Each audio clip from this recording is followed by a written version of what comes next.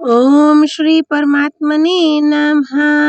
नारायणं नमस्कृत्य नरं चैव नरोत्तमं देवीं सरस्वतीं व्यासं ततो जयमुद्रयेत्। श्रीमद् भगवत गीता साधक संजीवनी 5वां अध्याय कर्म योग कृष्ण भावना भावित कर्म। अवतरणिका। अर्जुन ने चौथे अध्याय के 33वें श्लोक में ज्ञान प्राप्त करने की प्रचलित प्रणाली की प्रशंसा सुनी और 34वें श्लोक में विधि पद से उस प्रणाली से ज्ञान प्राप्त करने की अपने लिए विशेष आज्ञा मानी। फिर 38वें और 41वें श्लोक में कर्म योग की प्रशंसा सुनी। 42वें श्लोक में भगवान ने अर्जुन को योगमा तिष्ठोतिष्ठ पद से कर्म योग की विधि से युद्ध करने की आज्ञा दी।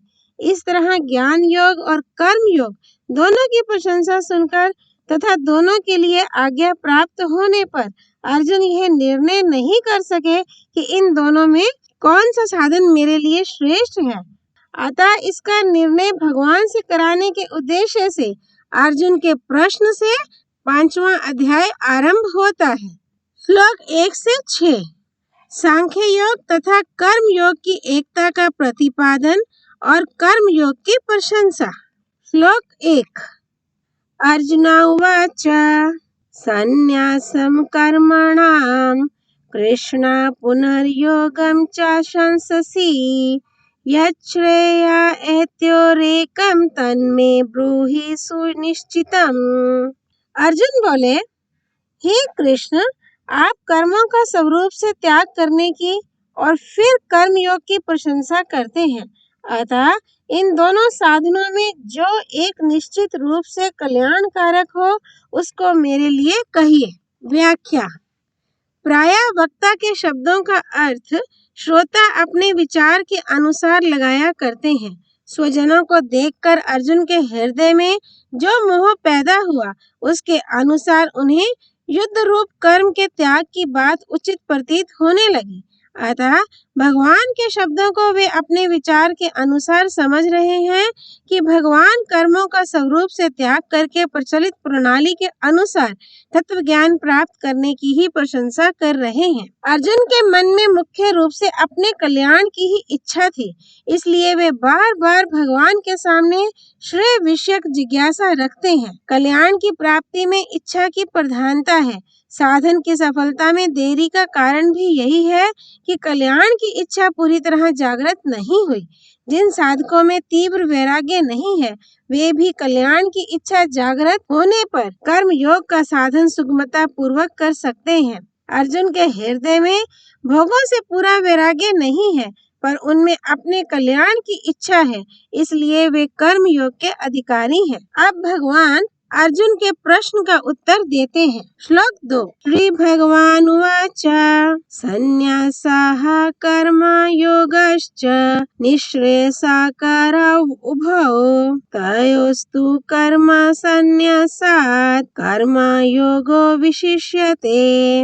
श्री भगवान बोले, संन्यास सांख्य योग और कर्म योग दोनों ही कल्याण करने वाले हैं, परंतु उन दोनों में भी कर्म संन्यास सांख्य योग से कर्म योग श्रेष्ठ है। व्याख्या। भगवान के सिद्धांत के अनुसार सांख्य योग और कर्म योग का पालन प्रत्येक वर्ण, आश्रम, संप्रदाय आदि के मनुष्य कर सकते हैं, कारण कि उनका सिद्धांत किसी वर्ण, आश्रम, संप्रदाय आदि को लेकर नहीं है। सांख्य योग की साधना में विवेक विचार की मुख्यता रहती है।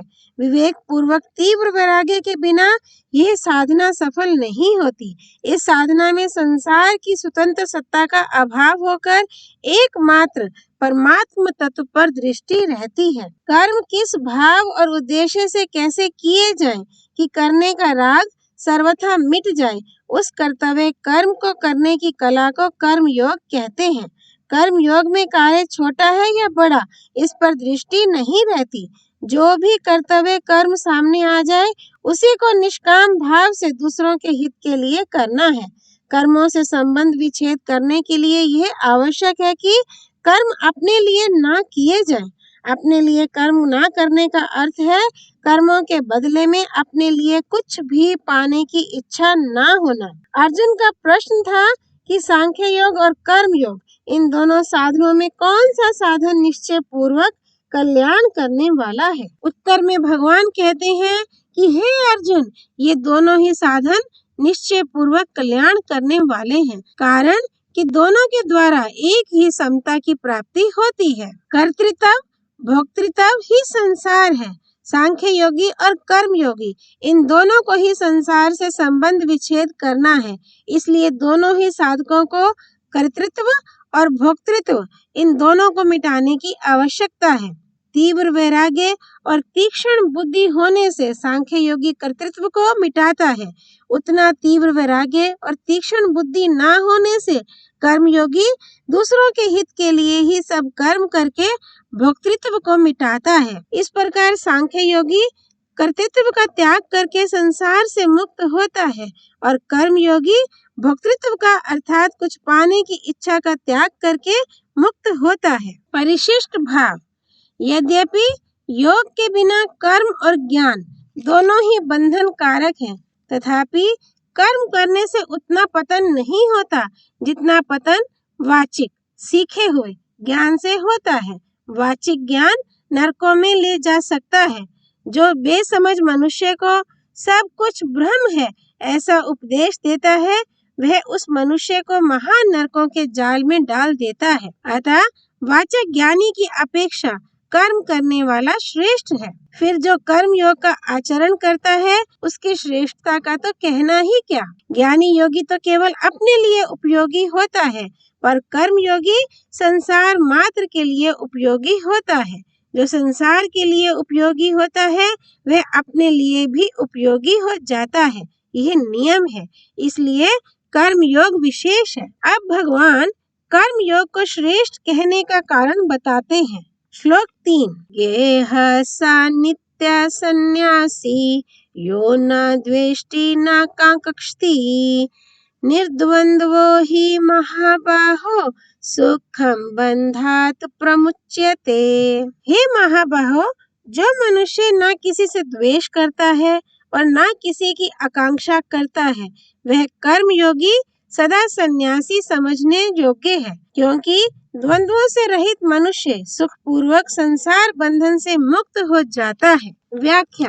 कर्म योगी वह होता है जो किसी भी प्राणी, पदार्थ, परिस्थिति, सिद्धांत आदि से द्वेष नहीं करता। कर्म योगी का काम है सबकी सेवा करना, सबको सुख पहुंचाना। यदि उसका किसी के भी साथ किंचिन मात्र भी द्वेष होगा तो उसके द्वारा कर्म योग का आचरण सांगोपांग नहीं हो सकेगा। अतः जिससे कुछ भी द्वेष हो उसकी सेवा कर्म योगी को सर्वप्रथम करनी चाहिए। मार्मिक बात। प्राणी मात्र के हित के उद्देश्य से कर्म योगी के लिए बुराई का त्याग करना जितना आवश्यक है उतना भलाई करना आवश्यक नहीं है। भलाई करने से केवल समाज का हित होता है, परंतु बुराई रहित होने से विश्व मात्र का हित होता है। कारण यह है कि भलाई करने में सीमित क्रियाओं और पदार्थों की प्रधानता रहती है, परंतु बुराई रहित होने में भीतर का असीम भाव प्रधान रहता है। यदि भीतर से बुरा भाव दूर ना हुआ हो और बाहर से भलाई करें तो इससे अभिमान पैदा होगा, जो आसुरी संपत्ति का मूल है। भलाई करने का अभिमान तभी पैदा होता है जब भीतर कुछ न कुछ बुराई हो। जहाँ अपूर्णता, कमी होती है वहीं अभिमान पैदा होता है, परंतु जहाँ पूर्णता है वहाँ अभिमान का प्रश्न ही पैदा नहीं होता। मैंने भलाई की, यह अभिमान बुराई से भी अधिक भयंकर है, क्योंकि यह भाव मैंपन में बैठ जाता है। कर्म और फल तो मिट जाते हैं, पर जब तक मैंपन रहता है तब तक मैंपन में बैठा हुआ भलाई का अभिमान नहीं मिटता। दूसरी बात, बुराई को तो हम बुराई रूप से जानते ही हैं, पर भलाई को बुराई रूप से नहीं जानते, इसलिए भलाई के अभिमान का त्याग करना बहुत कठिन है। जैसे लोहे की हथकड़ी का तो त्याग कर सकते हैं, पर सोने की हथकड़ी का त्याग नहीं कर सकते, क्योंकि वह गहना रूप से दिखती है। इसलिए बुराई रहित होकर ही भलाई करनी चाहिए। वास्तव में बुराई का त्याग होने पर विश्व मात्र की भलाई अपने आप होती है, करनी नहीं पड़ती। इसलिए बुराई रहित महापुरुष अगर हिमालय की एकांत गुफा में भी बैठा हो तो भी उसके द्वारा विश्व का बहुत हित होता है। कर्म योग में कर्ता निष्काम होता है, कर्म नहीं, क्योंकि जड़ होने के कारण कर्म स्वयं निष्काम या काम नहीं हो सकते। कर्म कर्ता के अधीन होते हैं, इसलिए कर्मों की अभिव्यक्ति कर्ता से ही होती है। निष्काम कर्ता के द्वारा ही निष्काम कर्म होते हैं, जिसे कर्म योग कहते हैं। अतः चाहे कर्म योग कहें या निष्काम कर्म, दोनों का अर्थ एक ही होता है। सकाम कर्म योग होता ही नहीं। निष्काम होने से कर्ता कर्म फल से असंग रहता है, परंतु जब कर्ता में सकाम भाव आ जाता है तब वह कर्म फल से बंध जाता है। इसलिए कर्ता का भाव नित्य निरंतर निष्काम रहना चाहिए। कर्ता में जितना निष्काम भाव होगा उतना ही कर्म योग का सही आचरण होगा। कर्ता के सर्वथा निष्काम होने पर कर्म योग सिद्ध हो जाता है। कर्म योग, ज्ञान योग और भक्ति योग, तीनों ही योग मार्गों में निर्द्वंद्व होना बहुत आवश्यक है। जब तक द्वंद्व है तब तक मुक्ति नहीं होती। परमात्म तत्व की प्राप्ति में राग और द्वेष ये दो शत्रु हैं। निर्द्वंद्व होने से ये दोनों मिट जाते हैं और इनके मिटने से सुख पूर्वक परमात्म तत्व की प्राप्ति हो जाती है। संसार में उलझने के दो ही कारण हैं, राग और द्वेष। जितने भी साधन हैं सब राग द्वेष को मिटाने के लिए ही है। राग द्वेष के मिटने पर नित्य प्राप्त परमात्म तत्व की अनुभूति स्वतः सिद्ध है। इसमें परिश्रम है ही नहीं, कारण कि परमात्म तत्व की अनुभूति असत के द्वारा नहीं होती, प्रत्युत असत के त्याग से होती है। असत की सत्ता राग द्वेष पर ही टिकी हुई है। असत संसार तो स्वतः ही मिट रहा है, पर अपने में राग द्वेष को पकड़ने से संसार स्थिर दिखता है। अतः जो संसार निरंतर मिट रहा है उसमें राग द्वेष न रहने से मुक्ति नहीं होगी तो क्या होगा। इसलिए निर्द्वंद्व अर्थात राग द्वेष से रहित पुरुष सुख पूर्वक संसार बंधन से मुक्त हो जाता है। इस अध्याय के दूसरे श्लोक के पूर्वार्ध में भगवान ने ज्ञान योग और कर्म योग दोनों को परम कल्याण करने वाला बताया। उसकी व्याख्या अब आगे के 2 श्लोकों में करते हैं। श्लोक 4। सांख्या योगो पृथक बालः प्रवदन्ति न पंडिताः एकम अप्यास्थिताः सम्यग् उभयोर्विन्दते फलम। बेसमझ लोग सांख्य योग और कर्म योग को अलग अलग कहते हैं, ना कि पंडित जन, क्योंकि इन दोनों में से एक साधन में भी अच्छी तरह से स्थित मनुष्य दोनों के फल रूप परमात्मा को प्राप्त कर लेता है। व्याख्या। जो अन्य शास्त्रीय बातों को तो जानता है पर सांख्य योग और कर्म योग के तत्व को गहराई से नहीं जानता, वह वास्तव में बालक अर्थात बेसमझ है। जिन महापुरुषों ने सांख्य योग और कर्म योग के तत्व को ठीक ठीक समझा है वे ही पंडित अर्थात बुद्धिमान है। वे लोग दोनों को अलग अलग फल वाले नहीं कहते, क्योंकि वे दोनों साधनों की प्रणालियों को ना देखकर उन दोनों के वास्तविक परिणाम को देखते हैं। श्लोक 5। यत् सांख्यः प्राप्यते स्थानं तद् योगैरपि गम्यते एकं सांख्यं च योगं च यः पश्यति स पश्यति। सांख्य योगियों के द्वारा जो तत्व प्राप्त किया जाता है कर्म योगियों के द्वारा भी वही प्राप्त किया जाता है। अतः जो मनुष्य सांख्य योग और कर्म योग को फल रूप में एक देखता है वही ठीक देखता है। व्याख्या। सांख्य योगी और कर्म योगी दोनों का ही अंत में कर्मों से अर्थात क्रियाशील प्रकृति से संबंध विच्छेद होता है। प्रकृति से संबंध विच्छेद होने पर दोनों ही योग एक हो जाते हैं।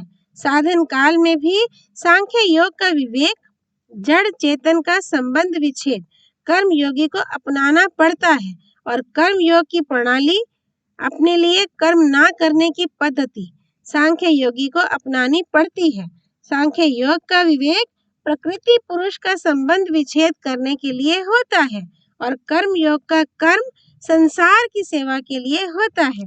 सिद्ध होने पर सांख्य योगी और कर्म योगी दोनों की एक स्थिति होती है, क्योंकि दोनों ही साधकों की अपनी निष्ठाएं हैं। विशेष बात, किसी भी साधन की पूर्णता होने पर जीने की इच्छा, मरने का भय, पाने का लालच और करने का राग, ये चारों सर्वथा मिट जाते हैं।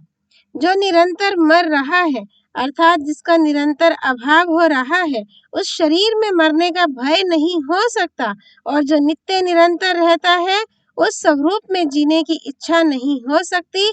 तो फिर जीने की इच्छा और मरने का भय किसे होता है? जब स्वरूप शरीर के साथ तादात्म्य कर लेता है, तब उसमें जीने की इच्छा और मरने का भय उत्पन्न हो जाता है।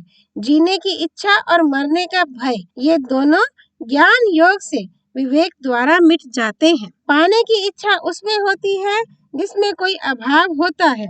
अपना स्वरूप भाव रूप है, उसमें कभी अभाव नहीं हो सकता, इसलिए स्वरूप में कभी पाने की इच्छा नहीं होती। पाने की इच्छा ना होने से उसमें कभी करने का राग उत्पन्न नहीं होता। स्वयं भाव रूप होते हुए भी जब स्वरूप अभाव रूप शरीर के साथ तादात्म्य कर लेता है, तब उसे अपने में अभाव प्रतीत होने लगता है, जिससे उसमें पाने की इच्छा उत्पन्न हो जाती है और पाने की इच्छा से करने का राग उत्पन्न हो जाता है।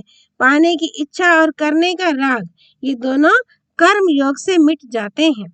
ज्ञान योग और कर्म योग, इन दोनों साधनों में से किसी एक साधन की पूर्णता होने पर जीने की इच्छा, मरने का भय, पाने का लालच और करने का राग, ये चारों सर्वथा मिट जाते हैं। सांख्य योग और कर्म योग दोनों साधन लौकिक होने से एक ही हैं। शरीर को संसार की सेवा में लगा देना कर्म योग है और शरीर से स्वयं अलग हो जाना ज्ञान योग है।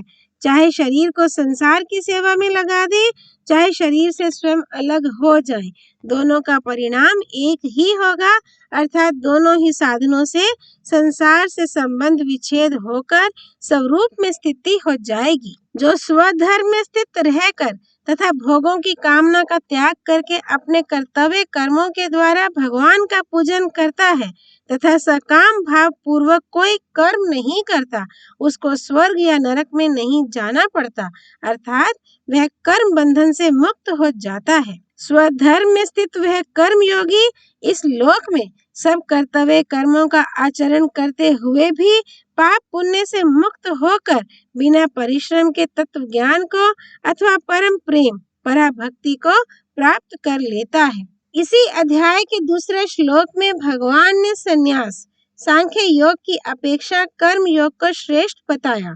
अब उसी बात को दूसरे प्रकार से कहते हैं। श्लोक 6, संन्यासस्तु महाबाहो दुःखम आप्तम अयोक्तः योगयुक्तो मुनिर्ब्रह्मा न चिरेण अधिगच्छति। परंतु हे महाबाहो, कर्म योग के बिना सांख्य योग सिद्ध होना कठिन है।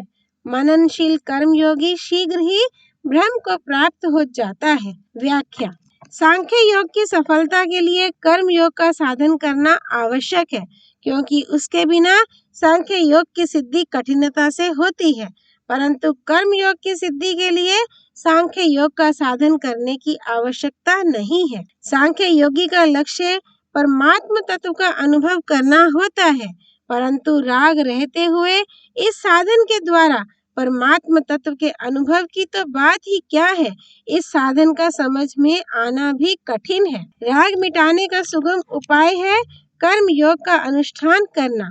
कर्म योग में प्रत्येक क्रिया दूसरों के हित के लिए ही की जाती है। दूसरों के हित का भाव होने से अपना राग स्वतः मिटता है, इसलिए कर्म योग के आचरण द्वारा राग मिटाकर सांख्य योग का साधन करना सुगम पड़ता है। कर्म योग का साधन किए बिना सांख्य योग का सिद्ध होना कठिन है। कर्म योगी छोटी या बड़ी प्रत्येक क्रिया को करते समय यह देखता रहता है कि मेरा भाव निष्काम है या सकाम। सकाम भाव आते ही वह उसे मिटा देता है, क्योंकि सकाम भाव आते ही वह क्रिया अपनी और अपने लिए हो जाती है। दूसरों का हित कैसे हो, इस प्रकार मनन करने से राग का त्याग सुगमता से होता है। कर्म योग की महिमा में भगवान कहते हैं कि कर्म योगी को तत्काल ही शांति प्राप्त हो जाती है। वह संसार बंधन से सुख पूर्वक मुक्त हो जाता है। अतः कर्म योग का साधन सुगम, शीघ्र, सिद्धिदायक और किसी अन्य साधन के बिना परमात्म प्राप्ति कराने वाला स्वतंत्र साधन है।